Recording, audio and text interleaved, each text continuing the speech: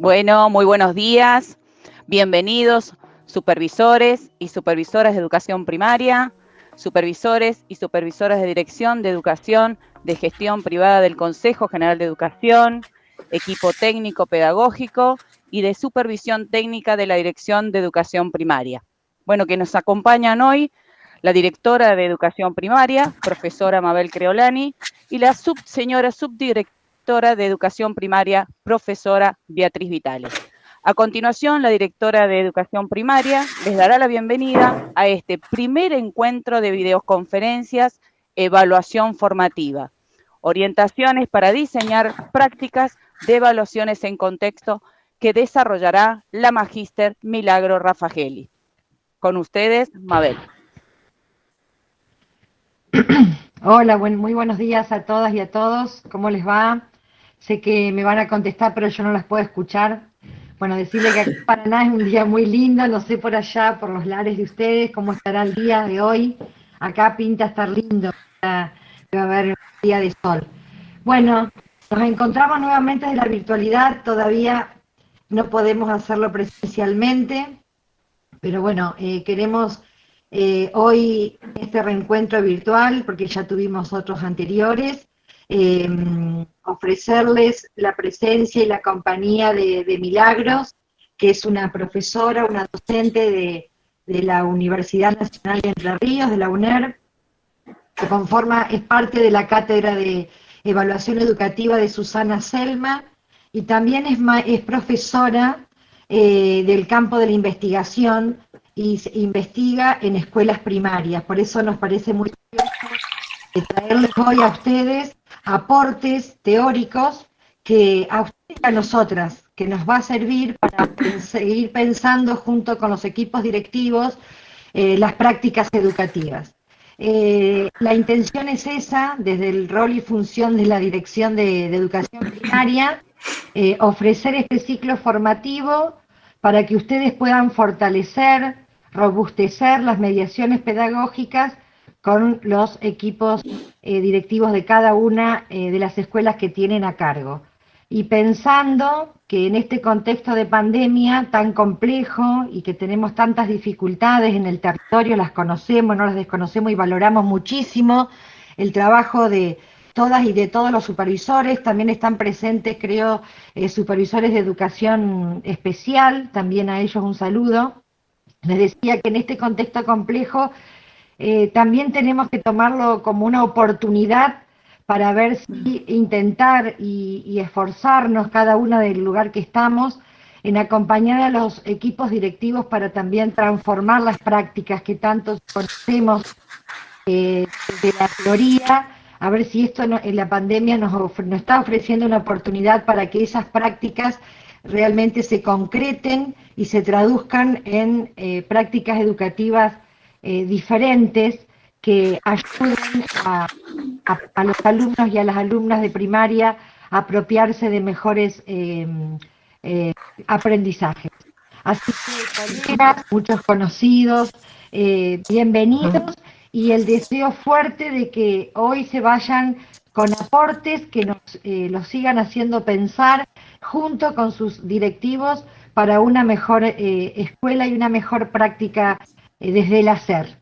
Ese es nuestro deseo y, como siempre, compartir con ustedes es un placer. Muchísimas gracias, y ahora sí vamos a escuchar a Milagros. Bueno, muchas gracias. Buenos días a todas, a todos. Gracias a Mabel Creolani por la invitación, a Sonia Weimer, con quien también nos estuvimos comunicando. Gracias, bueno, por invitarme a compartir con ustedes este espacio que entiendo que va a ser sobre todo para conversar juntos sobre cuestiones que nos inquietan a muchos en relación con la evaluación. También le quiero agradecer a Verónica, que ahora está resolviendo problemas, pero bueno, con ella también pude trabajar y acordamos algunos criterios para que esta presentación salga lo mejor posible. Y bueno, agradecerle también a todos ustedes, porque si bien estamos todos en casa, estamos todos en casa con muchos trabajos, obligaciones, no solamente laborales, sino también familiares. Así que siempre cuesta por ahí hacerse un tiempo para acercarse a estos espacios. Veo gente conocida, colegas de la facultad, así que especialmente también buenos días y espero que podamos compartir un buen espacio de trabajo. Quiero comentarles que yo organicé esta presentación en 3 bloques. Un bloque orientado a reflexionar sobre la complejidad de la evaluación. El segundo bloque que llamé orientaciones situadas para movernos en la complejidad. Y el tercer bloque que son acciones, ideas, ejemplos de prácticas evaluativas, formativas, para trabajar en contexto.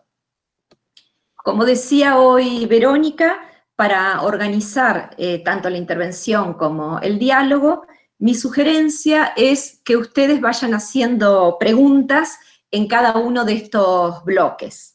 Por ahí durante el desarrollo, o bien cuando están finalizando el bloque, introducen preguntas, entonces por ahí pueden poner hacia qué pregunta, hacia qué bloque, perdón, se orientan las preguntas. Vuelvo a comentarles entonces, los bloques son 3, el de reflexiones, orientaciones y acciones, ideas, ejemplos. Quiero contarles para iniciar esta conversación, que de movida yo siempre milité y estuve de acuerdo con que haya evaluaciones. Vieron que las primeras intervenciones de las autoridades, sobre todo el ministro de Educación de la Nación, lo primero que circuló, sobre todo en los medios de comunicación, fue no se evalúa. Bueno, yo dije, ¿cómo no se evalúa? La verdad me agarré la cabeza. Pero bueno, estas primeras ideas de no se evalúa, entiendo que después se fueron aclarando y el tema es que no se evalúa, sino que se evalúa pero no se califica, ¿no? El mensaje entonces después fue, se evalúa pero no con nota, y esto derivó finalmente en las evaluaciones tienen que ser formativas. De todas maneras, la discusión, me parece a mí, entre si se evalúa o no se evalúa, se dio, y la discusión entre lo que es evaluación con nota, evaluación sin nota también se dio, y me parece en buena hora que estemos discutiendo estas características de la entonces ahora llamada evaluación formativa. Entonces les digo, de inicio, de movida, yo creo que sí hay que evaluar, que la evaluación formativa es una evaluación posible, siempre y cuando se den algunas condiciones que vamos a ver durante el desarrollo de la intervención. Otra cuestión que quiero compartir con ustedes, y es que para muchos de nosotros que trabajamos en el campo de la evaluación, hace rato que nombramos a la evaluación como una práctica compleja. Podría decirle que ya no es una novedad decir que la evaluación es una práctica compleja, no es una novedad nombrar a la evaluación de esta manera. De todos modos, yo creo que describirla como práctica compleja no es una actividad que sea improductiva, todo lo contrario. Porque creo que recorrer la complejidad de la evaluación es importante para identificar en qué momentos, en qué asuntos, qué cuestiones o por qué razones a cada uno de nosotros la evaluación emerge como compleja o se nos vuelve una práctica compleja. Quiero decir, la complejidad de la evaluación no nos afecta a todos del mismo modo. En algunos casos, algunos maestros, algunos profesores dicen, la evaluación para mí es compleja por la cantidad de alumnos que tengo. En otros casos, la evaluación se vuelve compleja por las características del contenido que se enseña. En otros casos, se vuelve compleja por la discontinuidad de la relación con los estudiantes. En fin, la evaluación se vuelve compleja por distintos motivos y esa complejidad nos afecta a cada uno de nosotros de manera diferente. Pero, insisto, me parece que la reflexión, el entendimiento, la interpretación de las razones que las vuelven compleja es una actividad necesaria e incluso, diría, es el primer paso para poder introducir algunos cambios, algunas modificaciones en esos aspectos o en esos momentos de la evaluación en las que se nos vuelve compleja. Miren, me gustaría introducir y trabajar con una categoría que nosotros por ahí la tomamos desde el psicoanálisis, que es la idea de no todo es posible, o dicho de otra manera, la lógica del no todo. Lo que quiero decir es que no todo es posible de cambiar, y menos aún, no todo es posible de cambiar de un día para el otro. La complejidad de la evaluación es tal que no vamos a poder cambiar todo, sobre todo todo rápidamente, sino que ante esta complejidad seguramente tenemos que hacer algunas opciones, priorizar algunos aspectos, algunos momentos, algunas condiciones de la evaluación que necesitamos modificar por las características que la práctica está teniendo en cada una de las regiones, en cada una de las instituciones. Incluso es posible que para algunos no haya que modificar algo, porque las experiencias que están transitando están dando buenos resultados y en buena hora mantenerlas y no modificarlas. Pero esta invitación que hacía a pensar dónde la evaluación se les vuelve compleja a ustedes es con el propósito de introducir cambios allí donde la evaluación se vuelve compleja.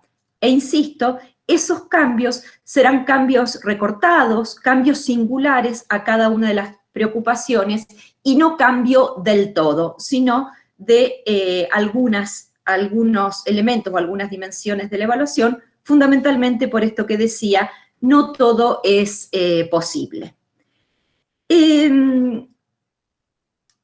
A mí les decía recién, me gustaría en todo caso dejar para el debate, pero para que ustedes lo vayan pensando. Entonces, ¿por qué la evaluación se torna una práctica compleja? ¿No es cierto que eran las preguntas que quedan enunciadas ahí?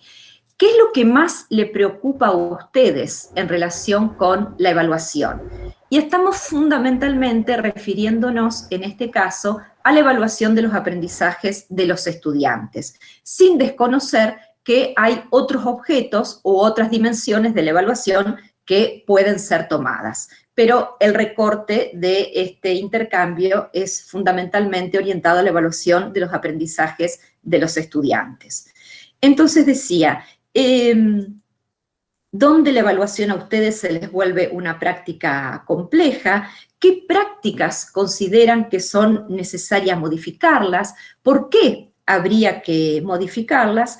E incluso, como decía, en buena hora, si hay prácticas que están dando buenos resultados, compartirlas para enriquecerlas. Yo les decía entonces, nosotros hace tiempo que decimos que la evaluación es una práctica compleja. A mi criterio, esa complejidad está dada por lo menos por dos cuestiones. En primer lugar, la evaluación es compleja como unidad. Es decir, la evaluación es compleja en sí mismo. Y la evaluación es compleja en sí misma por la cantidad de componentes, por la cantidad de acciones que las prácticas evaluativas demandan. Fíjense ustedes, en términos generales yo entiendo que la evaluación es un proceso planificado, sistemático, a través del cual se asigna valor a algo, ¿no? Ese algo en esta conferencia van a ser los procesos de aprendizaje de los estudiantes. Pero yo decía, hay otros componentes que pueden ser evaluados. No sé, puede ser evaluada las propuestas de enseñanza, puede ser evaluada una institución, puede ser evaluado un proyecto educativo en el contexto de una institución. Insisto, nos vamos a referir a la evaluación de los aprendizajes de los estudiantes. Para asignar valor a la calidad, a la característica de los aprendizajes de los estudiantes, necesitamos tener información. Esa información no siempre está disponible, o esa información no siempre es transparente. Por lo tanto, además, necesitamos generar la información que queremos tener para poder valorar la calidad de los aprendizajes de los estudiantes. Esa información se genera a través de distintos instrumentos. En un principio, las pruebas, escritas, orales, los trabajos, las actividades, incluso la misma interacción en el día a día, en el aula, entre maestros y alumnos. Siempre se generan o se construyen instrumentos que tienen que ser pertinentes, válidos, para que puedan relevar la información que se necesita para emitir un juicio de valor sobre las características de los aprendizajes. Pero fíjense que no es solo esto, porque además la información que relevamos la tenemos que poner en tensión o en comparación con algunos criterios para poder valorarlo o para poder emitir un juicio de valor. Entonces, la evaluación también exige construir criterios para poder ponderar la información. Y todo este proceso, además, se realiza de manera muy dinámica y permanentemente. Y en esta evaluación nombré todos estos componentes que estaban en la filmina anterior, que fíjense que hacen compleja la evaluación porque todos estos componentes tienen que estar en articulación. Esto es decir, saber qué es lo que quiero evaluar, tener claro qué información, qué indicadores, qué indicios me dan cuenta de eso que quiero evaluar, construir instrumentos para provocar la información, sistematizar la información y compararla en relación con algunos criterios, además de emitir un juicio de valor. Muchas de estas acciones los docentes las hacemos de manera ya intuitiva o la hemos naturalizado, pero también es cierto que momentos como estos nos invitan a reflexionar, a volver a pensar, por ejemplo, cuáles son los criterios que estamos utilizando para ponderar, para valorar la característica del proceso de aprendizaje de los estudiantes. Entonces, la evaluación es compleja en sí misma, es compleja como unidad, pero además es compleja la evaluación porque se pone en relación con otros componentes, ¿no? La evaluación es compleja porque además se relaciona con los contenidos que se enseñan. La evaluación es compleja porque además se relacionan con las características que adopta la enseñanza. La evaluación es compleja porque se relaciona con las características de las personas hacia quienes se orienta la enseñanza. La evaluación es compleja porque se relaciona con las condiciones que tenemos para trabajar en las aulas, en las instituciones. Es compleja porque se relaciona además con los tiempos de los que disponemos para trabajar. Es compleja porque se relaciona con las características de las dinámicas institucionales, ¿no?, de cada uno de los contextos. Entonces, vaya si la evaluación no es compleja, ¿no? Es compleja porque decía, es compleja en sí misma y además se pone en relación y en tensión con estos componentes que yo estaba mencionando. Ahora bien, reconocerla como compleja no quiere decir que por eso sea impracticable, ¿no? No quiere decir que por eso no la podamos llevar adelante. sino que, decía hoy al inicio, reconocerla como compleja, lo que nos va a mostrar que es complejo también entonces su tratamiento, y que su tratamiento exige enfoques multireferenciales. ¿Qué quiero decir? Que en este caso, hablar de la evaluación formativa nos exige hablar de la evaluación en sí misma, pero vamos a ver que también nos exige hablar de la enseñanza, de los aprendizajes, de los contenidos que estamos enseñando, de la forma que lo estamos enseñando, de los tiempos que estamos dedicando a la enseñanza y al aprendizaje de esos contenidos. Miren, yo entiendo que la evaluación es compleja, que es difícil su tratamiento, pero creo que como el tema que nos convoca en estos tiempos es realmente genuino en el sentido que realmente nos preocupan en estos días el tema de la evaluación, me parece que esa preocupación es fundamental para que puedan introducirse prácticas evaluativas novedosas, innovadoras y creativas. Yo relacionaba esta situación que estamos viviendo en relación con la evaluación y sobre todo con la posibilidad de generar nuevas prácticas con lo que dicen los teóricos del cambio cognitivo. Saben que en psicología de la educación hay toda una corriente teórica que es la teoría del cambio cognitivo. Y los teóricos del cambio cognitivo lo que dicen es que la construcción de cosas nuevas, la construcción de aprendizajes nuevos, es posible si y solo si uno toma conciencia de las dificultades o de las deficiencias de las teorías y de las prácticas anteriores.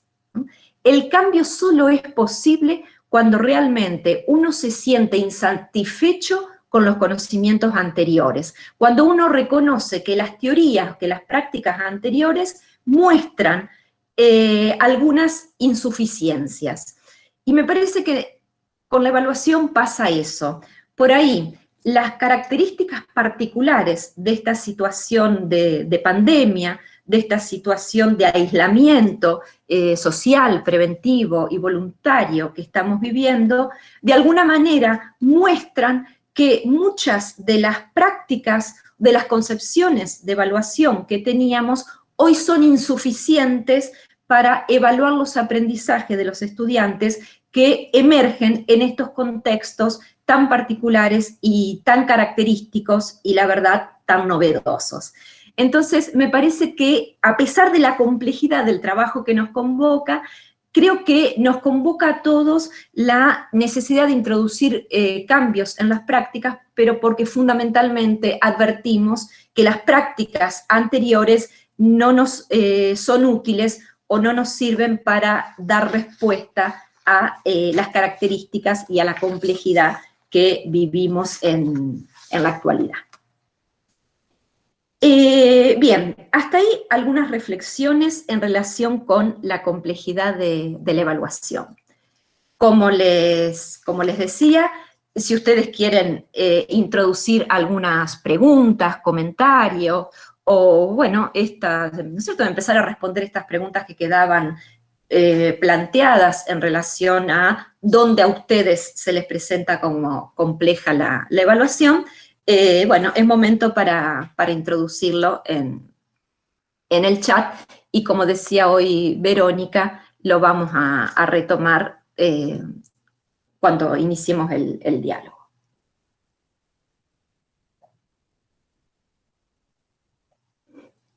Entonces, en relación con el segundo segmento que yo les decía quería compartir con ustedes, está más bien organizado en orientaciones, ¿no?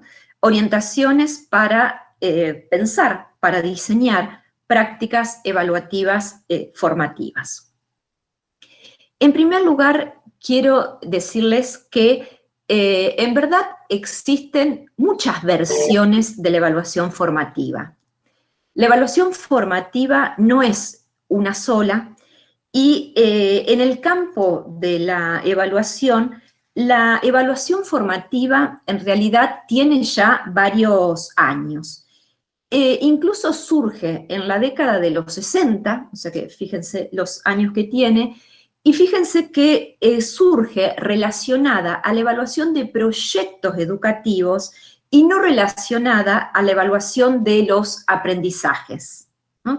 Es recién un poco más adelante cuando la evaluación formativa se relaciona y fundamentalmente se relaciona con los aprendizajes. Y no se relaciona con cualquier aprendizaje, se relaciona con aquellos aprendizajes que se sostienen en teorías cognitivas, constructivistas o socioculturales. En principio, cuando se pensó el enfoque de la evaluación formativa, fue con la intención de que la evaluación acompañara el proceso de aprendizaje, ¿no? Que la evaluación acompañara los procesos de comprensión que realizan los estudiantes para aprender los contenidos de la enseñanza.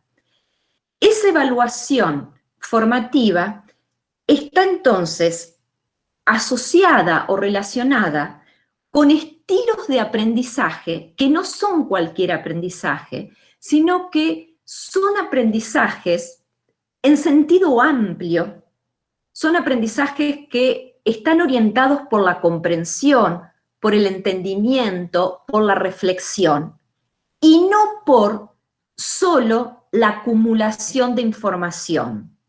Quiero decir, no es pertinente, no es válida la evaluación formativa si los aprendizajes estuvieron diseñados solo con el propósito de que se acumule, que se almacene o que se memoricen contenidos. Voy a retomar algo de las filminas anteriores para seguir poniendo algunas características de la evaluación formativa. Decía, la evaluación formativa necesariamente se relaciona con una concepción de aprendizaje y no con otras. Y decía, con la concepción de aprendizaje que se relaciona es con un aprendizaje orientado a la comprensión, un aprendizaje orientado por propuestas que estimulen la construcción de conocimientos, tanto individuales como sociales y culturales. Por eso, la evaluación formativa tiene sentido, podríamos decir, sí y solo si se practica en contexto y es situada a las características de lo que nombraba antes, de los contenidos de la enseñanza, de los alumnos con los que se trabajan, de las estrategias de enseñanza que se diseñaron para hacer posible el aprendizaje. Fíjense entonces, decía, la evaluación formativa tiene un origen que en primer lugar está más relacionado a la evaluación de los proyectos educativos, después se relaciona con los aprendizajes de las características que mencionaba recién, y es más actualmente, sobre todo con las propuestas de algunos franceses como Perrenut, que la evaluación de los aprendizajes se relaciona con la totalidad de la propuesta educativa. Como decía recién, no se relaciona solamente con los aprendizajes, sino con la propuesta educativa en su conjunto. Ahora bien, la evaluación formativa tiene algunas características también puntuales.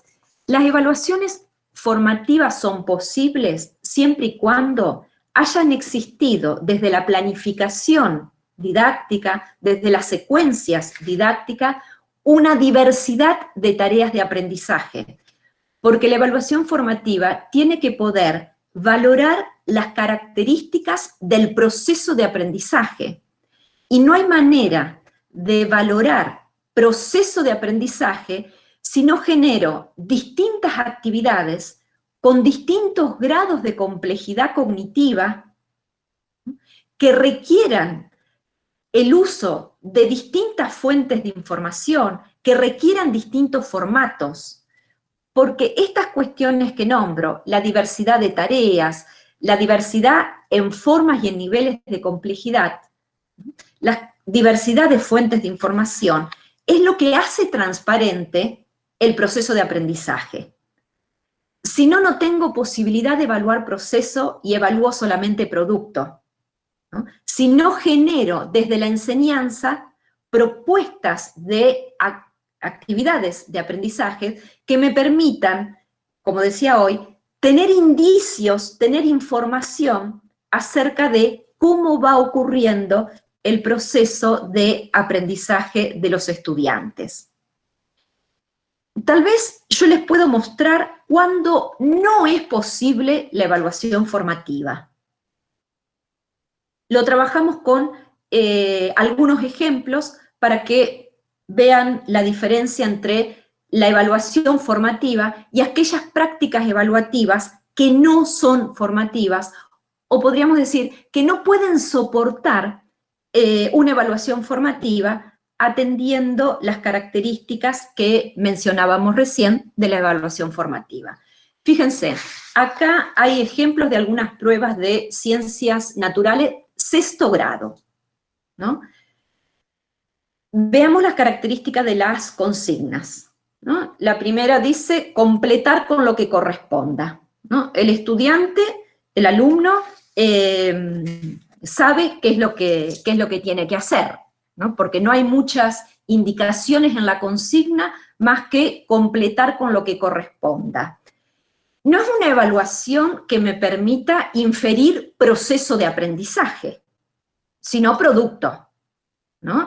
Y un producto que, diría yo, hasta se relaciona mucho con la adivinanza, ¿no? No hay una orientación desde la enseñanza o desde la misma característica de la tarea que le permita, ¿no es cierto?, reconstruir un proceso de aprendizaje seguramente realizado antes de la evaluación, sino que es una cuestión de asociación y casi de adivinar lo que hay que poner en los espacios en blanco.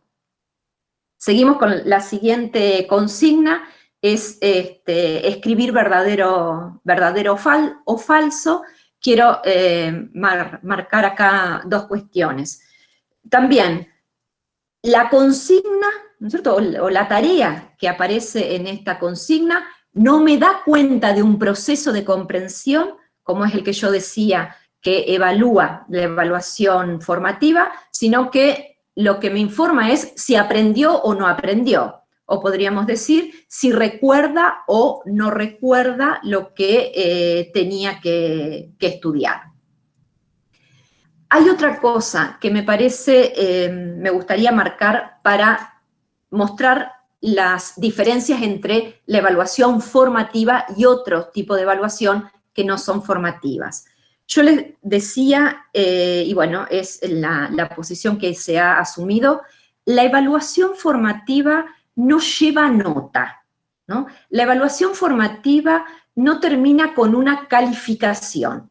Fíjense que es bien distinto de lo que pasa en esta evaluación, que el profesor, la maestra, el maestro, adjudica calificación.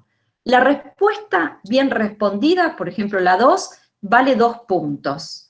En estas opciones, acá el alumno se equivocó en alguna, el puntaje que le otorga el docente es 1,80. Está muy claro la cuantificación del aprendizaje, ¿no? En la evaluación formativa decimos la valoración que existe, ¿no? Que yo decía, la valoración existe porque eso es lo constitutivo de la práctica evaluativa, pero la valoración no termina con una nota, ¿no? Sino, ahora enseguida vamos a ver, la valoración se supone que es la información que el maestro o la maestra le da al estudiante para que pueda regular su proceso de aprendizaje, ¿no? Me parece que este último caso, dice, la piel está formada por 2 capas, la iris y el tímpano. El estudiante, ahí está, el estudiante pone falso, pero la justificación a la maestra o al maestro no le corresponde. Y se lo marca, ¿no? no sería un caso de evaluación formativa, porque en la evaluación formativa, o una de las características de la formación, de la evaluación formativa, es la regulación de los aprendizajes.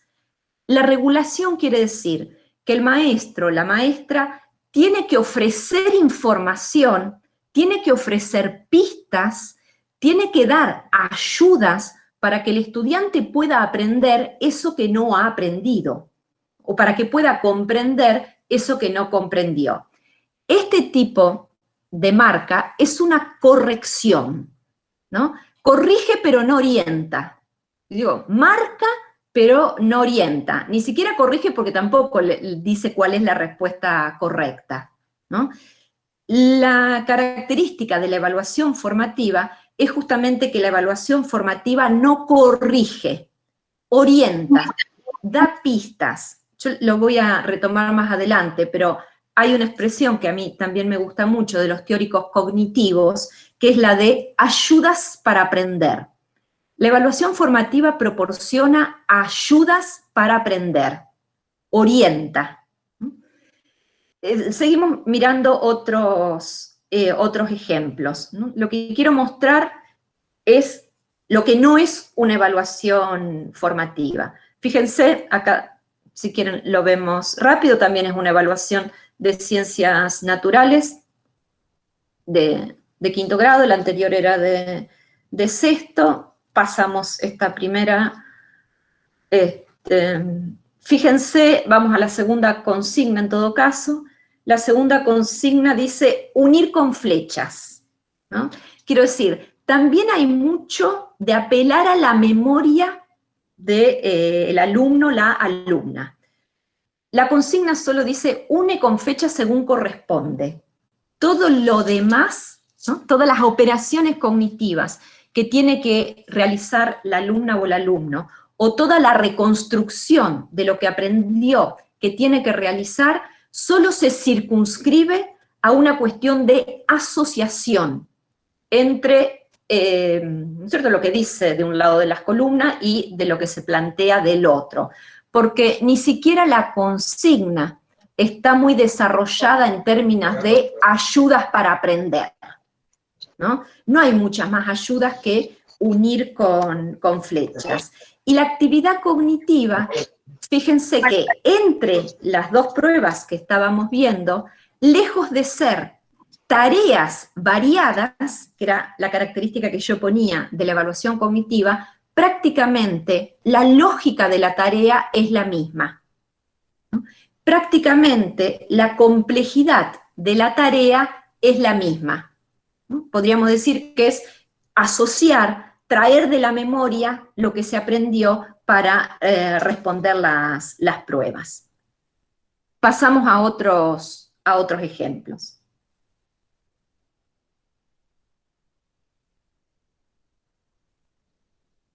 Fíjense otra vez el nivel de complejidad. ¿Se acuerdan que yo decía? Una característica de la evaluación formativa es que tiene que poder evaluar aprendizajes de distintos niveles de complejidad, ¿no?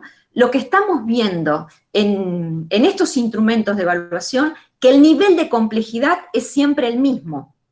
Unir con flechas, completar con una palabra en un espacio que queda en blanco, bueno, marcar, ¿no es cierto?, verdadero o falso, o marcar con una cruz, pero la lógica de la operación cognitiva es siempre la misma.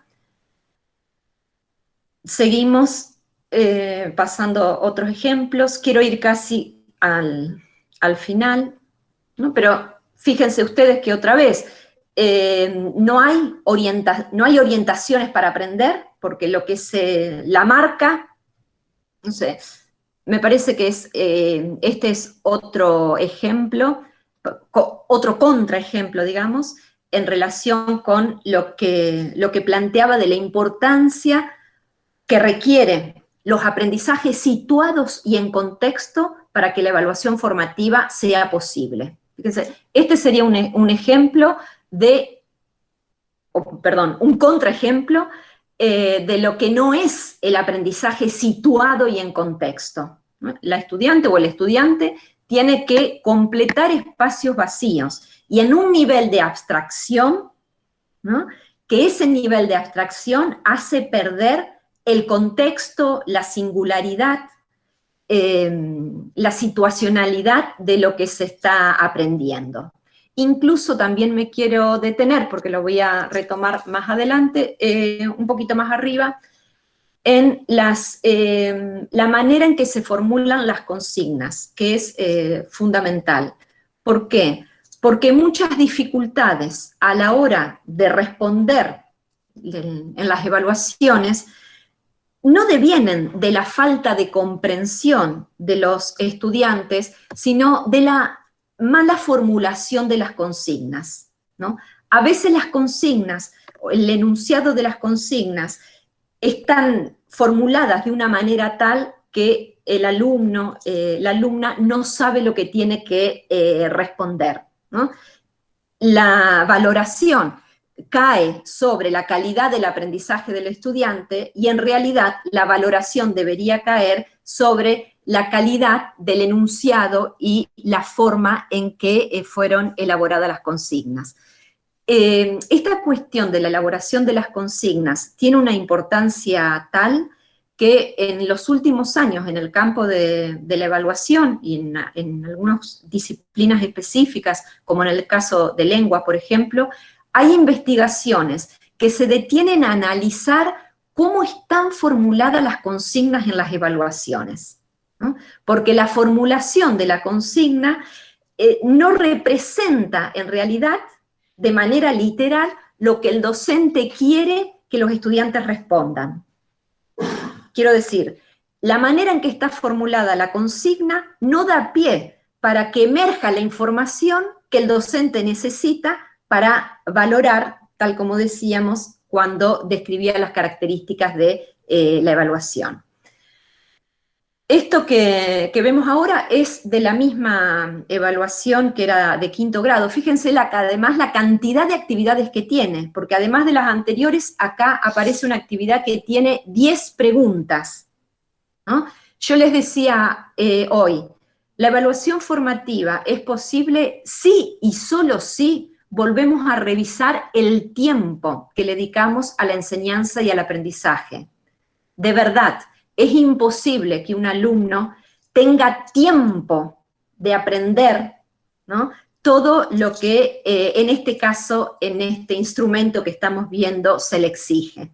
Por eso vamos a ver que una de las condiciones de la evaluación formativa es reformular y volver a pensar no solamente los contenidos de la enseñanza, sino también los procesos de aprendizaje que se quieren promover, los tiempos que se disponen para promover esos procesos, las estrategias, las secuencias didácticas que se planifican, que se diseñan para llevar adelante la enseñanza y el aprendizaje. Quiero detenerme en un ejemplo más y volvemos a trabajar las características de la evaluación formativa. Tomé este ejemplo justamente para detenerme hasta acá, en la valoración, ¿no? Yo decía al principio, la evaluación implica valorar las características del aprendizaje del estudiante. Fíjense, ahí lo volvemos a ver, pero en la que acabamos de pasar, hay una expresión del docente, de la maestra, del maestro, que dice desaprobado, y además el desaprobado, no sé si lo llegan a ver, termina con un signo de exclamación. Y además de decir desaprobado, dice estudia para el día 28. Nada más lejos que la evaluación formativa, ¿no? Porque yo les decía, la evaluación formativa emite un juicio de valor. Digo, el desaprobado y además con el signo de exclamación, diría que es hasta un juicio peyorativo. El docente no sabe por qué está desaprobado. Imagino que la hipótesis del docente es porque no estudió. Pero no necesariamente el problema de incomprensión es por falta de estudio. El problema de no comprensión puede ser por una dificultad cognitiva que es propia del proceso de aprendizaje, ¿no es cierto? Que es coherente que un niño o una niña de quinto o sexto grado haya cosas que no comprenden, ¿no? El desaprobado tampoco se soluciona con estudiar para el 18, porque si hay errores conceptuales, para el 28, esos errores conceptuales, si no están acompañados por regulación, si no están acompañados por las ayudas para aprender, es posible que se vuelvan a producir, o es posible que a fuerza de estudiar de memoria aquello que no sabía en esta prueba, le vaya bien en la prueba del 28, pero eso no necesariamente muestra que ha habido una transformación o un cambio cognitivo, ¿no? Un cambio en los niveles de comprensión del alumno o de la alumna. Yo decía, la evaluación formativa fundamentalmente, y es una de las características, se apoya en los procesos de regulación. La regulación es la información que ofrece el docente para que el alumno pueda reflexionar sobre sus procesos de aprendizaje, sobre la característica de los pasos que está siguiendo para aprender temas, para aprender contenidos. Entonces, quería poner estos ejemplos, en realidad, como contraejemplo de las evaluaciones formativas. Desde luego que estos ejemplos no son de este año, porque no se llegaron a tomar evaluaciones, pero son del año pasado o del anteaño pasado. Quiero decir, que son evaluaciones habituales en las instituciones educativas y no son tan lejanas a nuestras prácticas. Entonces, en este bloque de orientaciones, para retomar las características de las evaluaciones formativas, decíamos, las evaluaciones formativas no evalúan contenido a secas, ¿no? Las evaluaciones formativas, yo decía hoy, se sostienen en teorías del aprendizaje constructivistas, socioculturales, socioconstructivistas. Por lo tanto, la evaluación formativa tiene que poder atrapar el aprendizaje en sentido amplio. Quiero decir, el aprendizaje no de los contenidos, sino las características del niño o de la niña mientras está aprendiendo. Por eso decía hoy, la evaluación formativa exige revisar las propuestas de enseñanza, exige revisar la manera de presentar los contenidos, ¿no? No la podemos pensar en abstracto o independiente de la planificación didáctica, sino en relación con las planificaciones didácticas. En los ejemplos anteriores, entonces yo les mostraba que la evaluación, como contraejemplo, la evaluación formativa necesita trabajar con preguntas que desencadenan procesos cognitivos de distintos niveles de complejidad. Necesita trabajar con preguntas, con estilos de preguntas variadas, en formatos, ¿no? Y en característica de lo que pregunta. La evaluación formativa necesariamente exige la reflexión. Yo hoy ponía como característica la regulación, entendiendo como regulación las ayudas para aprender. Pero la evaluación formativa también exige la reflexión sobre el proceso de aprendizaje, ¿no? Por lo tanto, las evaluaciones formativas son válidas y van a ser válidas, además de estas características que poníamos, las evaluaciones van a ser válidas si hay disposición por parte de los niños o de las niñas a aprender de sus errores, ¿no? Si hay disposición, si están dispuestos a transformar, a cambiar algo, ¿no?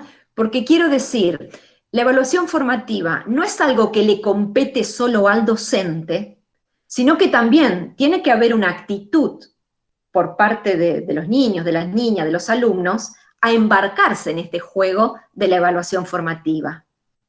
Porque del lado de los estudiantes exige también una disposición a aceptar las ayudas para aprender, ¿no? Una disposición a reflexionar, a tratar de entender dónde se equivocó y por qué se equivocó, ¿no? Porque quiero decir que por más intención y práctica formativa que haya por el lado de los docentes, si no hay disposición por el lado de los estudiantes a aceptar las ayudas, a reflexionar, a revisar su proceso, la evaluación formativa tampoco va a tener sentido. Diría que es necesario para la evaluación formativa que los docentes construyamos otras hipótesis acerca de por qué los alumnos no aprendieron, ¿no? Porque las hipótesis que más se escuchan es no aprendieron porque no estudiaron, no aprendieron porque son vagos, no aprendieron porque no se esfuerzan. Y a veces estudian, se esfuerzan, no son vagos, pero hay problemas de incomprensión. O saben que hay lo que yo les decía hoy a ustedes en términos de las teorías del cambio cognitivo. No hay necesidad de cambiar. No hay necesidad de cambiar porque no hay ninguna evidencia de que lo que se sabe sea insuficiente para aprender lo nuevo. Cuando la lógica del aprendizaje es por acumulación, no hay necesidad de cambiar, ¿no? La evaluación formativa necesita otra lógica de trabajo que no es la acumulación. Bueno, hasta acá las orientaciones.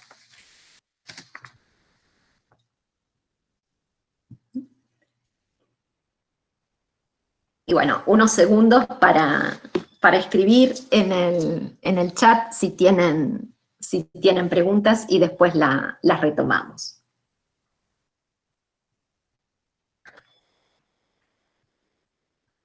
Les decía entonces que quisiera detenerme un segundo a este tercer bloque que es el de las acciones, ¿cierto? El de las prácticas, ideas concretas para llevar adelante evaluaciones formativas.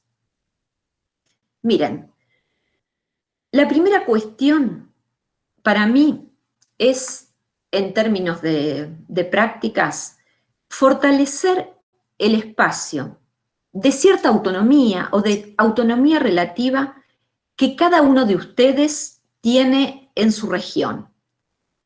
Quiero decir, fortalecer las experiencias que seguramente ustedes vienen transitando con las instituciones con las que trabajan, con los equipos directivos, con los maestros.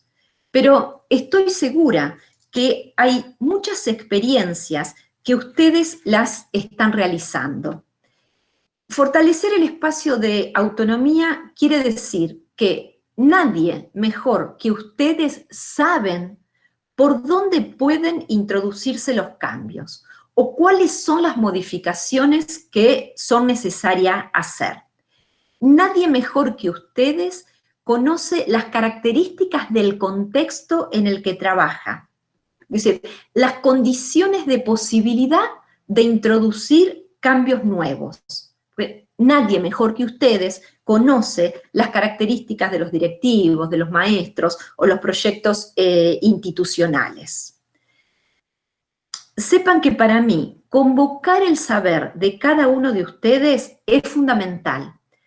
Yo digo, convocar el saber de ustedes y fundamentalmente no imponer desde la lógica del capacitador, porque a veces a los capacitadores nos pasa que tenemos un montón de buenas intenciones y de cosas que queremos compartir y, como yo enunciaba recién, teorías en el campo de la evaluación, de la psicología, de la educación, pero bueno, a veces esas preocupaciones no son las mismas que emergen en la práctica. Entonces, a mí me parece que la primera acción es recuperar el espacio de autonomía del trabajo de ustedes.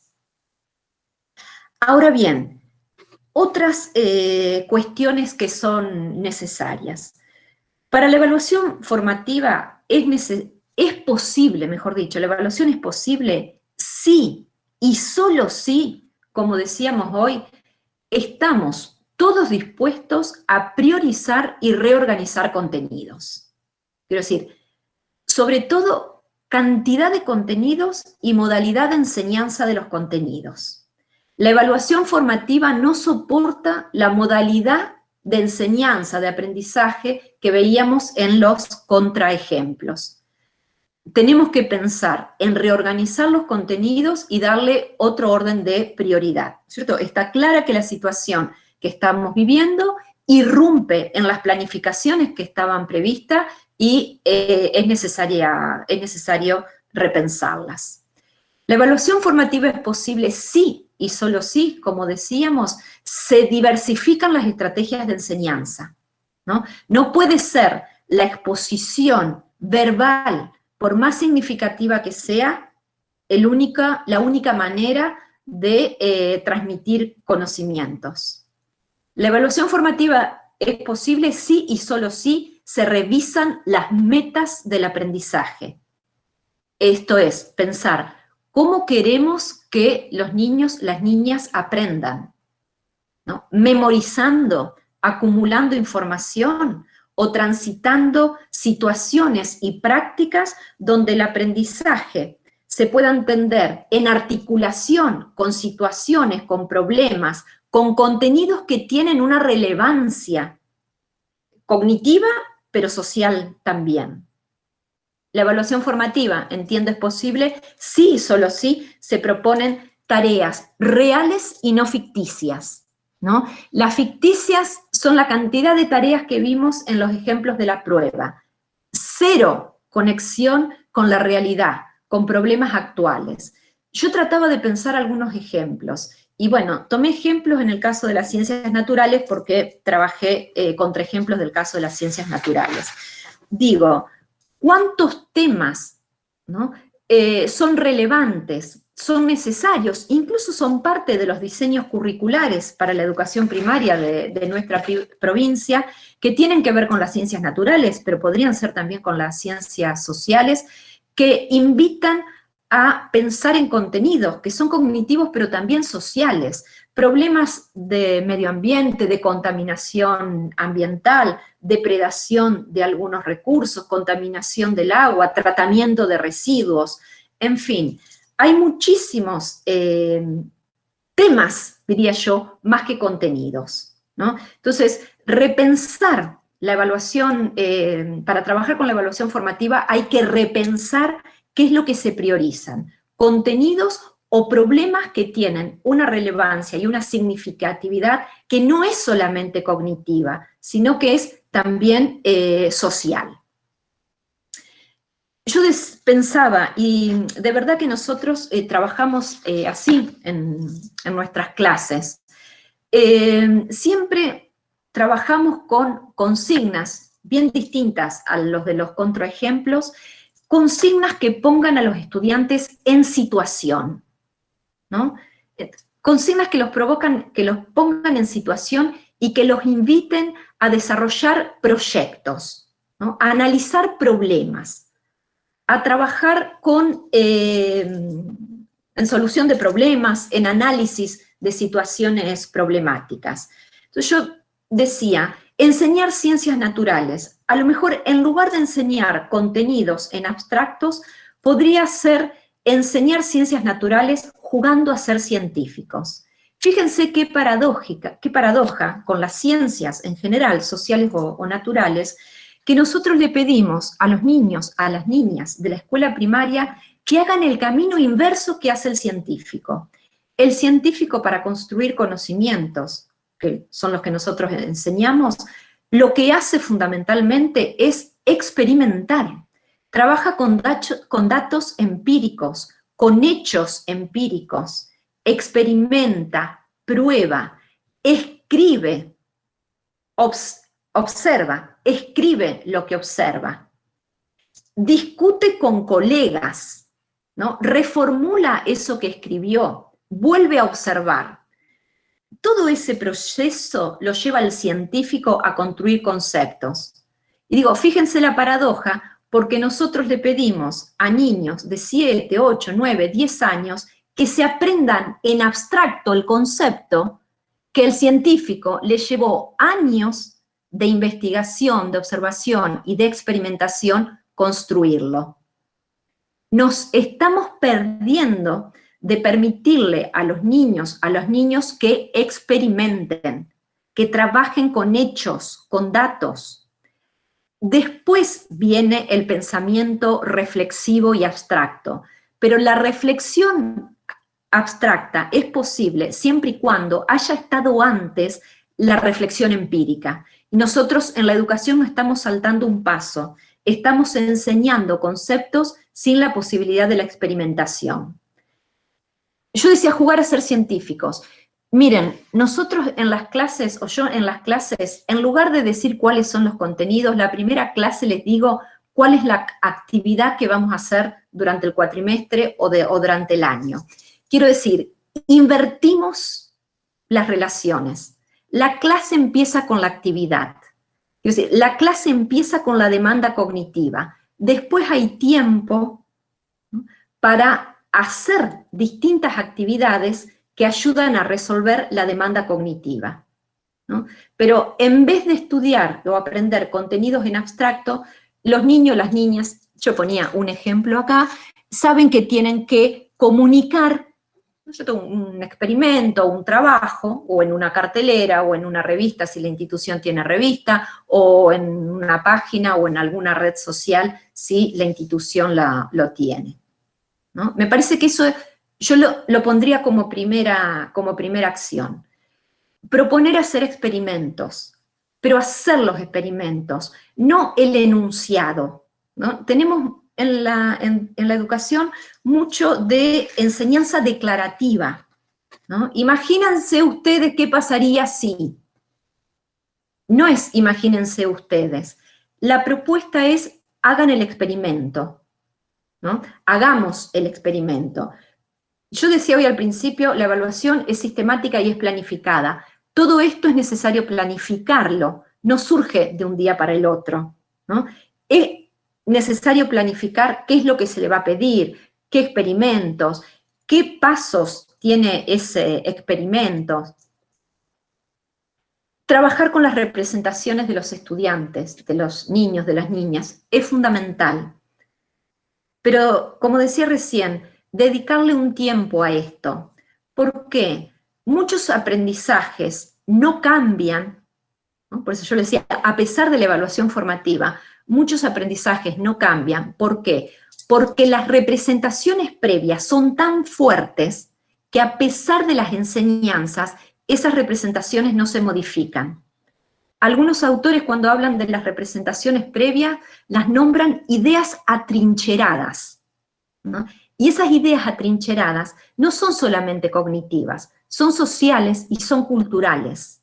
Entonces, el aprendizaje no se transforma, ¿no? El aprendizaje no cambia porque hay ideas que son culturales, que son sociales, que los niños, las niñas, no las van a cambiar tan fácilmente porque el maestro, la maestra se las enseña en la escuela, porque son parte de su cultura, son parte de sus representaciones sociales. Entonces, es fundamental detenernos a poder identificar cuáles son las representaciones previas, ¿no? Pero no solamente a entender cuáles son, sino también a poder identificar qué creencias las construyeron, ¿no? En qué creencias se asientan esas representaciones previas, que son las que la educación tiene que transformar.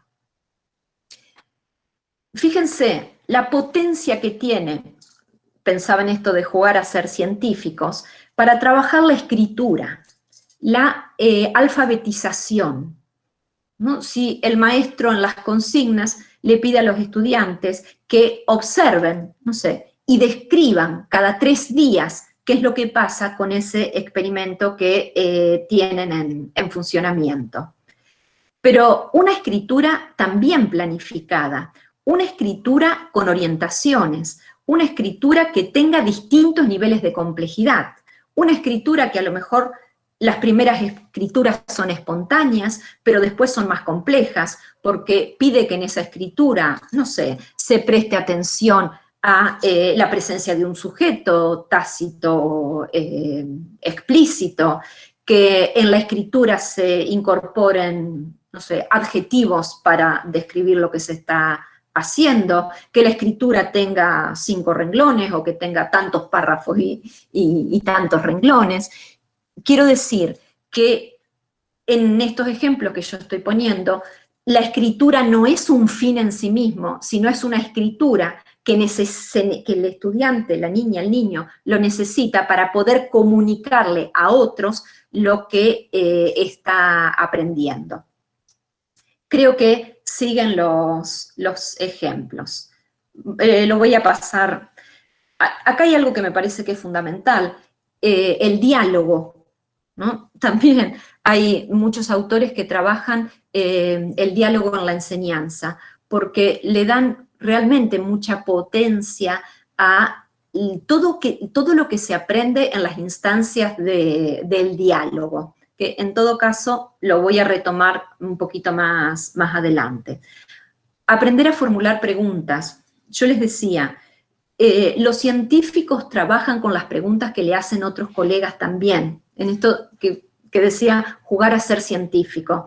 El científico no trabaja solo, o en todo caso tiene un equipo de trabajo, y en ese equipo de trabajo hay roles diferentes, ¿no? Fíjense que esta misma actividad podría ser individual o podría ser en grupo, y en grupo se podrían identificar roles diferentes. La riqueza del trabajo es cuando después todos se juntan y comparten lo que observaron.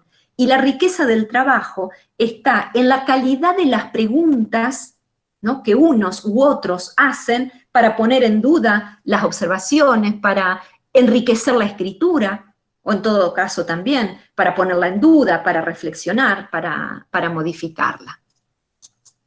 Entonces, veamos qué cosas se pueden evaluar en actividades de estas características.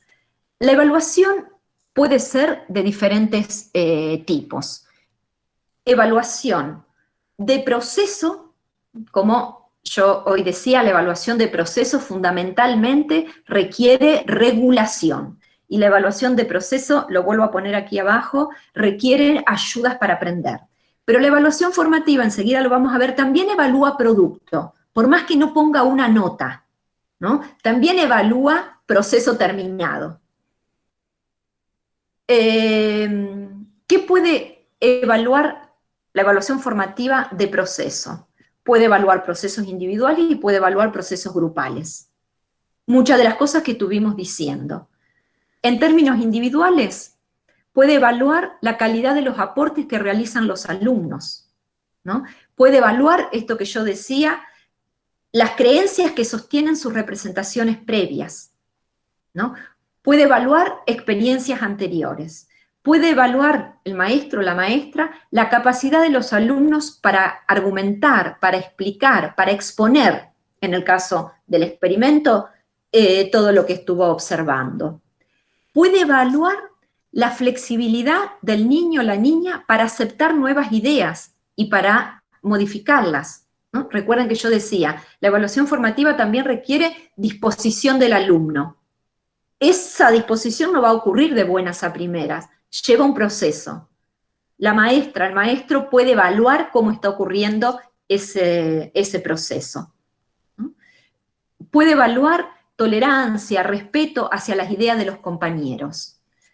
Puede evaluar los niveles de comprensión alcanzados. O sea, no le va a decir desaprobó o no aprobó, ¿no? La evaluación en tanto regulación le va a decir hasta acá va bien, falta tal cosa, es necesario mejorar esta, es necesario detenerte en esto, volvé a observar, pero le da algunas pistas para observar.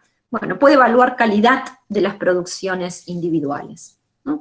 En relación con los indicadores de la evaluación grupal, cosas que ya estuvimos mencionando. Se pueden evaluar las interacciones en grupo, la participación en el grupo, quiero decir, quién toma la palabra, cuándo, cómo, si se respetan los turnos del habla.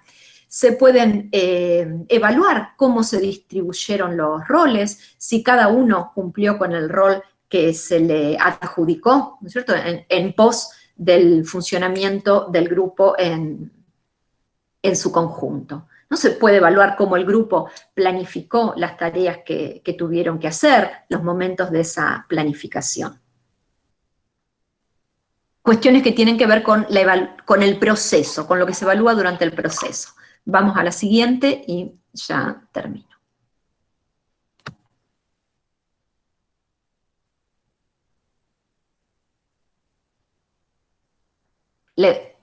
Lo que decía recién, la evaluación formativa también evalúa productos, ¿no? Aunque no pone nota. Lo que se coloca, de lo que se le informa al estudiante, es la valoración cualitativa, ¿no?, que el docente hace de estas cuestiones que mencionábamos recién. Una final,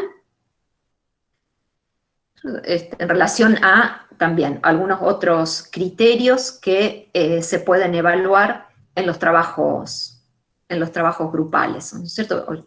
Yo lo ponía porque me parece importante detenerme en la cuestión del diálogo. La disposición para escuchar, aceptar ideas, la capacidad para discutir, para ser tolerante, para cambiar ideas, para solucionar conflictos.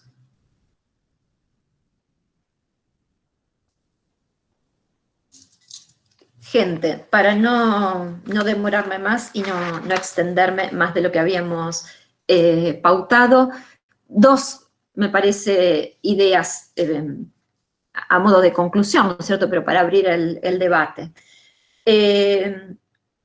Recuerdan que yo les decía, siempre milité por la presencia de las evaluaciones en la enseñanza. ¿Y por qué? Porque en la evaluación el juicio de valor, ¿no?, por más que no conduzca a una nota, pero el juicio de valor es la actividad constitutiva de la evaluación, es central en la evaluación. En todo caso, en la evaluación formativa el profesor lo que hace es apreciar y además ofrecer información, ofrecer pistas para que el estudiante pueda regular su proceso de aprendizaje. Y por ahí una cuestión más, también a modo de conclusión, esta importancia de pensar las evaluaciones formativas en un contexto de relaciones, ¿no es cierto? Y cuando decía de relaciones, es de relaciones con la enseñanza, con los contenidos, con el tiempo, y fundamentalmente con el aprendizaje en sentido amplio, ¿no es cierto?, en sentido integrado, contextualizado, y que pueda atrapar estas dos complejidades que son cognitivas y que son culturales y sociales a la vez. Bien, hasta aquí mi intervención. Y bueno, Hola. Retomamos. Sí. Hola, Milagro. Bueno, muchísimas gracias. Ya hay algunas preguntas. Si se escucha un ruido de base, bueno, estamos en nuestras casas. Una de las preguntas que hace Carolina Juriol, una supervisora, dice, ¿cómo lograr la actitud y la disposición del estudiante? Tremendo desafío, ya que en primer lugar debemos alcanzar la mirada de evaluación formativa en los colegas docentes. Claro, sí, sí. Cuando yo hablaba de la complejidad, ¿no?, es estas cuestiones, es la complejidad de que hay que hacer muchas cosas a la vez, ¿no? En el caso, a mí me parece, de los docentes y de los alumnos, Es diferente porque somos actores diferentes, personas diferentes. Los docentes tenemos la obligación ético-política, profesional, de cambiar ante esta situación, ¿cierto? Es inadmisible que la situación no nos interpele y no nos produzca necesidad de cambiar, ¿no? Pero además yo diría, hay una responsabilidad ético-política y profesional, por un lado. En el caso de los estudiantes, yo creo que, ¿cómo hacemos para generarlos? Cuando trabajamos con temas que son relevantes social y culturalmente, y cuando los involucran, no solamente desde lo cognitivo, sino también desde lo emocional y de los afectivos. Por eso mostraba como contraejemplo los contenidos de las pruebas, ¿no? No involucran desde ninguna faceta al sujeto, más que de la memoria para dar cuenta de lo que se aprendió. O sea, como el aprendizaje solamente con el fin de tener más o menos buenos resultados en las evaluaciones. O sea, me parece que hay un cambio de actitud en los niños, en las niñas, cuando se relacionan con otro tipo de contenido y con otro tipo de propuesta didáctica. Bien, contestada entonces. Vamos para la próxima. ¿Cuáles serían los instrumentos pertinentes para la evaluación formativa? Bueno, yo ponía algunos ejemplos. En el caso de la evaluación formativa, fíjense que no se hacen tanta diferencia entre el momento de la enseñanza, del aprendizaje y de la actividad. En la evaluación formativa, la actividad es situación de evaluación, ¿no? Yo les decía, empiezo mis clases diciendo cuál es la consigna, ¿no? Podríamos decir, trabajo con una idea de evaluación invertida. La clase empieza, ¿no?, con la consigna, que es la consigna que va a ser evaluada. Entonces, ¿cuál es un instrumento? El instrumento es la consigna que yo ponía. Nosotros tenemos que escribir para la revista, para una cartelera, para un entorno virtual, ¿no? La evaluación son todas las actividades que el estudiante, la niña, el niño realiza para llegar a responder esa consigna. El instrumento de evaluación es la hoja escrita que le pido cada 3 días para que describa qué es lo que está observando, ¿no? La evaluación es la valoración de las preguntas que hace en las instancias de diálogo con otro. Entonces, las evaluaciones formativas necesitan la construcción de instrumentos que son más amplios y que son más flexibles. Bueno. No sé si se entiende. Sí, pero se entiende. ¿no es cierto?, esta idea de que no aparecen tan separadas la enseñanza, el aprendizaje y la evaluación. Y esto también, por ahí, muchas teorías del aprendizaje lo explican y discuten entre ellas. Hay muchas teorías del aprendizaje que se organizaron con esta lógica. De primero se aprende y después se hace una actividad para corroborar si lo que se aprendió se puede aplicar, ¿no?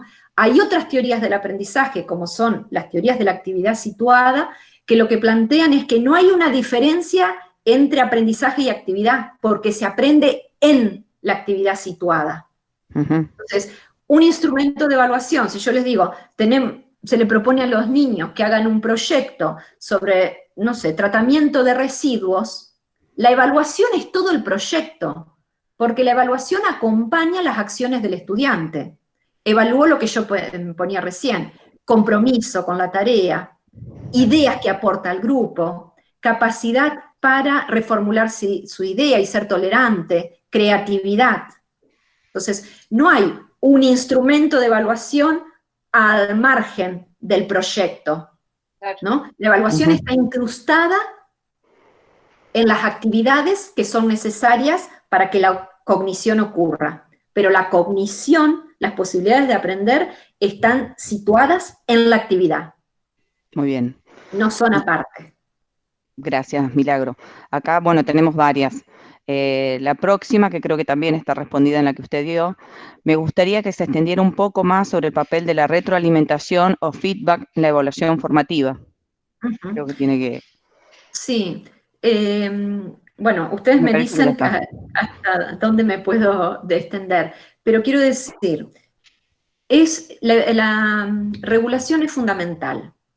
Ahora bien, ¿quién puede, y por esto también la importancia de la formación, ¿no? De cada maestro, porque yo les decía, nadie mejor que uno, les decía en el caso de ustedes, conoce sus regiones, sus instituciones. Nadie mejor que el docente conoce la complejidad de los contenidos que enseña, ¿no? Conocer la complejidad de lo que se enseña es fundamental, porque solamente el docente sabe por qué un tema se torna complejo, ¿no?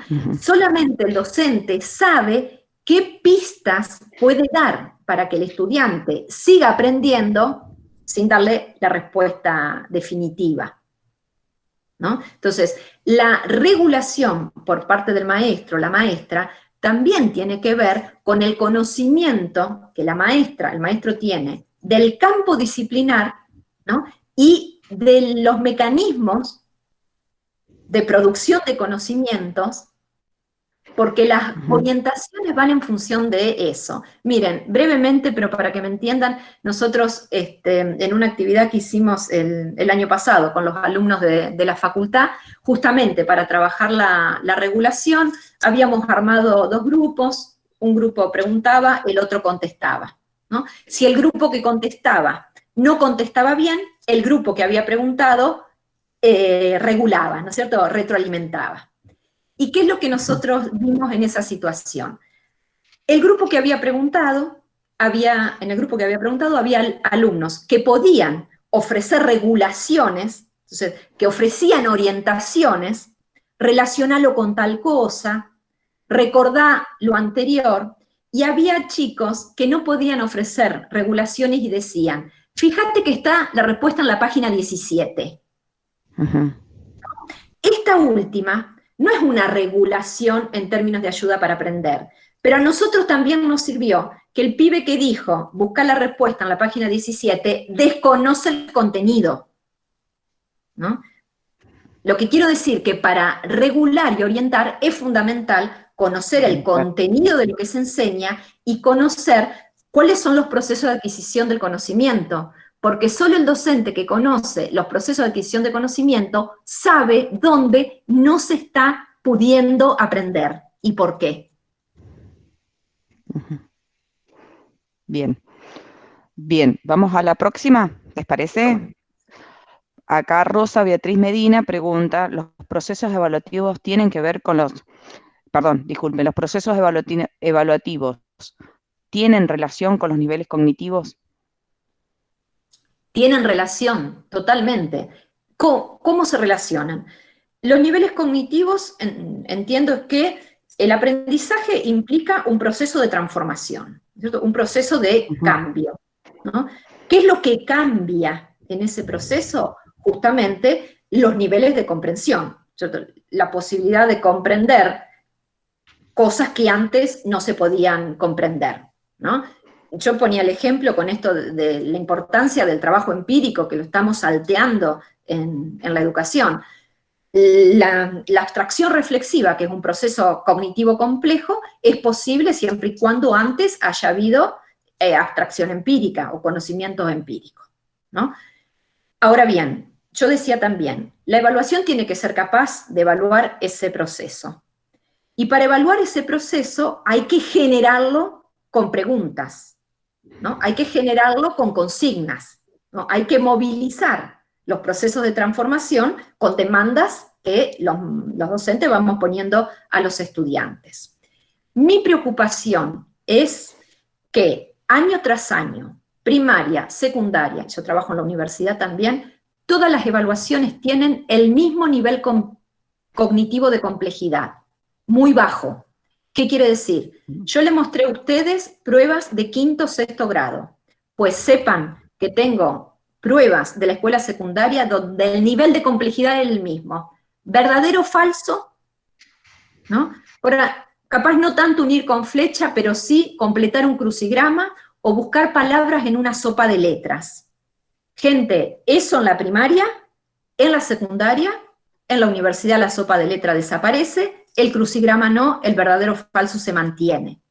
Lo que quiero decir es que eso, ¿no?, exige un nivel cognitivo, a mi criterio, de no mucha complejidad, que se muestra en la primaria, en la secundaria, en la universidad. Ahí tenemos un problema, porque no estamos construyendo instrumentos de evaluación para pesquisar niveles cognitivos de mayor complejidad.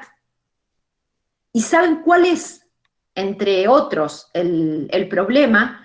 Es que los estudiantes finalmente adquieren una manera de resolver las pruebas, ¿no? Porque la vienen haciendo desde primer grado de la escuela primaria, ¿no? Cuando se encuentran con algún docente disruptivo, ¿no?, como a lo mejor pueden ser ustedes o muchos de nosotros, no saben para qué lado agarrar, porque siempre contestaron pruebas con verdadero o falso, ¿no? Bueno, marcaron con una cruz o llenaron una línea de puntos con una palabra. Miren, qué complejidad tiene esto, y lo relaciono con la actividad que ponía, por ejemplo, de escritura. Los chicos llegan a la universidad, yo trabajo en primer año de la universidad, no saben escribir. Nosotros estamos ahora en un proyecto con profesores de letras, en la Cátedra de Psicología de la Educación, y estamos trabajando con profesores de letras, ¿no?, que nos ayuden a que los estudiantes aprendan a escribir en el campo disciplinar de la psicología en la que estoy. Y los profes de letras no lo pueden creer, pero no pueden creer que los estudiantes no sepan escribir. Pero ¿saben qué? Cuando yo les digo, estas son las pruebas que hicieron en la primaria y en la secundaria, dicen, claro, ¿cómo van a saber escribir si nunca escribieron más que V, F o poner una cruz? Entonces, por eso ponía como el ejemplo, trabajar la escritura, la alfabetización, me parece muy necesario, y no como un fin en sí mismo, sino en relación con contenidos, con objetos, con problemas que ojalá tengan un sentido, ¿cierto?, social y cultural, además de cognitivo. Bueno, muy bien, muchas gracias, Milagro. Quedan algunas preguntas más, no sé hasta cuándo usted va a responder, si tenemos tiempo, ¿no? Depende de usted. Milagro. Sí, yo, en principio, si quieren, hasta las 11, que más o menos habíamos... Bueno, seguimos entonces. Otra de las preguntas es, ¿la construcción de nuevas prácticas evaluativas es posible si se reconoce que las teorías anteriores son insuficientes? Se tienen que reconocer la insuficiencia de las teorías anteriores, ¿no es cierto? Quiero decir, vamos a lo visceral, ¿no?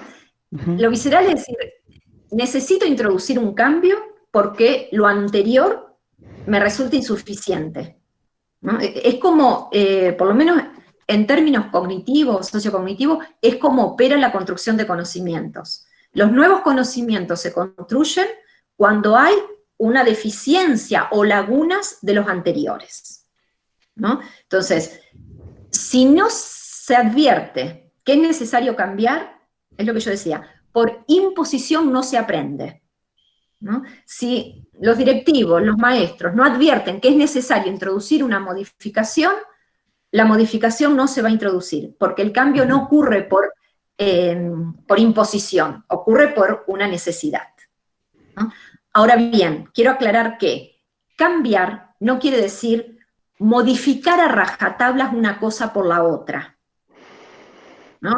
Porque cambiar también es introducir una variación, ¿no?, introducir una novedad, pero no desacreditar totalmente lo anterior, ¿no? En esto que estamos diciendo de evaluaciones formativas o evaluaciones más tradicionales, quiero decir que a lo mejor hay contenidos, hay momentos, hay situaciones donde se vuelve a la evaluación tradicional, ¿no? No sé si está claro. No quiero decir que haya que descartarla y cambiar una cosa por otra.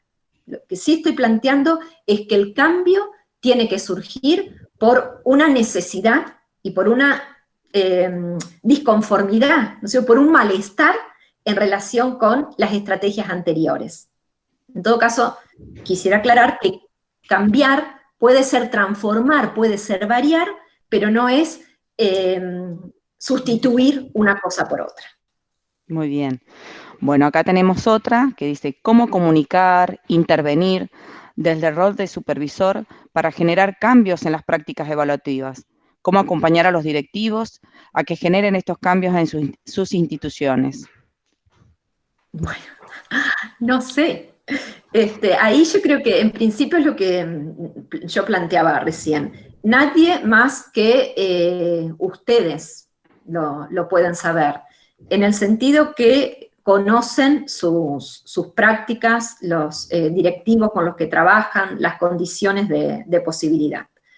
Ahora bien, en términos generales, a mí me parece que es el diálogo y no la imposición, ¿no?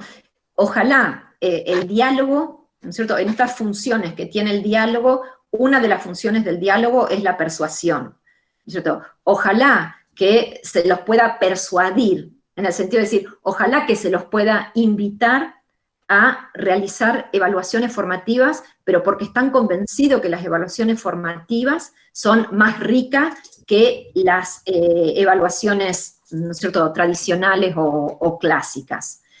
Me parece que es fundamental, que yo se los decía hoy a ustedes, recuperar lo que se está haciendo, recuperar algo de lo que se está haciendo, ¿no? Y por eso decía, no imponer desde una lógica diferente a lo que es la práctica cotidiana y la práctica habitual.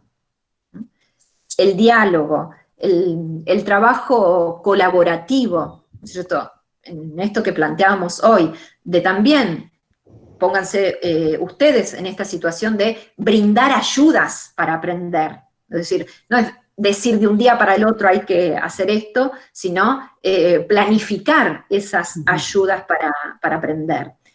Entrar por algunos indicios. Recuerden que yo empecé diciendo, nosotros trabajamos con la lógica del no todo. No todo es posible, ¿no? Nosotros también tenemos una manera de pensar que va más por la lógica del todo. O todo está mal, hay que cambiar todo. No, no todo es posible, y trabajar con la lógica del no todo es decir, bueno, no todos se van a sumar a esta propuesta del mismo modo y en el mismo momento, ¿no? No todos los directivos van a aceptar todo de la evaluación formativa en el mismo momento y al mismo tiempo. Y es un poco también aprender a manejarse en esa lógica, de aceptar que más allá de nuestras buenas intenciones hay cosas que no salen, pero tomarla como parte del trabajo. Por eso la lógica del no todo, es decir, aún existiendo situaciones donde las propuestas en principio no se viabilizan, no se llevan a la práctica, hay otros lugares donde sí. Eso no quiere decir desatender a los que no se sumaron. Quiere decir seguir pensando en estrategias para ver cómo sumamos a los que no se sumaron. Bueno, y vamos a una de las últimas preguntas, porque tenemos solamente 10 minutitos. Milagros, muchísimas gracias. Acá preguntan, el desafío que se nos presenta es evaluar desde la diversidad en esta situación de no presencialidad. La verdad que es más una reflexión. Claro, sí, es una reflexión. Evidentemente. Sí. Así que bueno, estamos ahora ya terminando y concluyendo con Milagros Raffagelli. Le damos muchísimas gracias y le vamos a dar la palabra a la subdirectora Beatriz Vitali para que pueda hacer el cierre de esta videoconferencia.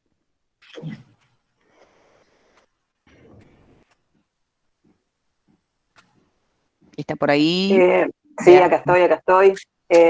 Valoramos todo lo expresado, Milagros. La verdad que en este recorrido nos has permitido entender un poco más sobre evaluación, desde esa heterogeneidad de situaciones que se presentan y desde esa complejidad propia que tiene. Te agradecemos desde el equipo del nivel primario el poder aclarar y dar respuesta a interrogantes que seguro nos van a permitir fortalecer y profundizar el acompañamiento necesario a los equipos directivos y de esta manera llegar al colectivo docente, que es nuestra meta. Para que todo lo que se pudo poner en palabras, y como vos los dijiste, desde esas ayudas para aprender, se traduzcan en acuerdos y cambios en las prácticas evaluativas de nuestras escuelas. Así que bueno, con estas pequeñas palabras, un poco concluyendo todo lo que vos dijiste, inmensamente agradecidos, como digo, de todo el equipo del nivel primario. Bueno, muchas gracias a ustedes por la invitación y bueno, dispuesta a seguir conversando cuando sea necesario. Encantadísimo. Bien, Milagros, por las dudas, en el chat va a poder seguir leyendo agradecimientos y algunos aportes que están haciendo los supervisores y supervisoras en este momento, así que si quiere lo puede ver ahí. Nosotros vamos a ir cerrando. Quería comentar rapidito que, bueno, primero pedirle disculpas por los autos con el tema de la conectividad y comentarles que después les vamos a estar enviando un correo para la videoconferencia de la semana que viene. Igualmente esta videoconferencia está siendo grabada, la vamos a publicar, así que cualquier cosa después la pueden buscar en las redes para que la podamos seguir socializando y compartiendo. Muchas gracias. Bueno, muchas gracias a ustedes. Gracias, Milagros. Gracias, hasta luego. Pueden desactivar los micrófonos y aplaudir si quieren a Milagros.